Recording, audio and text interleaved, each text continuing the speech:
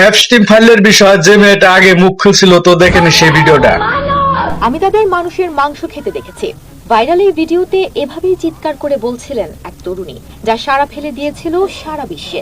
2019 সালে মেক্সিকোর মন্ট্রিল হোটেলের সামনে 21 বছর বয়সী মডেল গ্যাব্রিয়েলা রিকো ডিমেনেজের সেই ভাইরাল ভিডিওটি আজও মানুষকে স্তব্ধ করে দেয়। ভিডিওতে তাকে কাঁপতে কাঁপতে বলতে শোনা যায় তিনি এক অভিজাত পার্টিতে মানুষের মাংস খাওয়া অর্থাৎ ক্যানিবালিজম এবং ভয়াবহ শয়তানি চর্চা হতে দেখেছেন।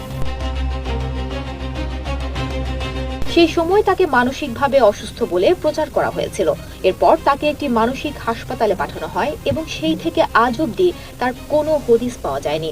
জেফ্রি এপস্টিন মামলা এবং সাম্প্রতিক নথিপত্র প্রকাশের পর গ্যাব্রিয়েলার সেই দাবিগুলোকে অনেকেই নতুন করে মূল্যায়ন করছেন। পশ্চিমা সভ্যতার চাকচিক্যের আড়ালে যে এক অন্ধকার জগৎ রয়েছে, জেফ্রি এপস্টিন মামলা সেটি বিশ্ববাসীর সামনে উন্মোচন করে দিয়েছে। এটি কেবল একজন ব্যক্তির অপরাধ নয়, বরং অর্থ এবং যৌনতাকে ব্যবহার করে ক্ষমতা নিয়ন্ত্রণের এক সুগভীর ব্ল্যাকমেইল নেটওয়ার্ক। মূলত বিশ্বের প্রভাবশালী ব্যক্তিদের নিয়ন্ত্রণে রাখার জন্য দুটি প্রাচীন অথচ কার্যকর পদ্ধতি ব্যবহার করা হয়, আর সেই দুটি হলো টাকা এবং যৌনতা। বিলিয়নিয়াররা এমন সব বিকৃত আনন্দে লিপ্ত হন যা সাধারণ মানুষের কল্পনার বাইরে।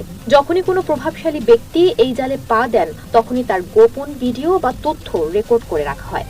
এটি হলো সেই অদৃশ্য শেকল যা দিয়ে বিশ্ব রাজনীতি ও মিডিয়া আইকনদের নিয়ন্ত্রণ করা হয়। সাধারণ ভোগ বিলাসে যখন এই অতি ধনীদের তৃপ্তি আসে না, তখন তারা চরম বিকৃতির দিকে ঝুঁকে পড়ে।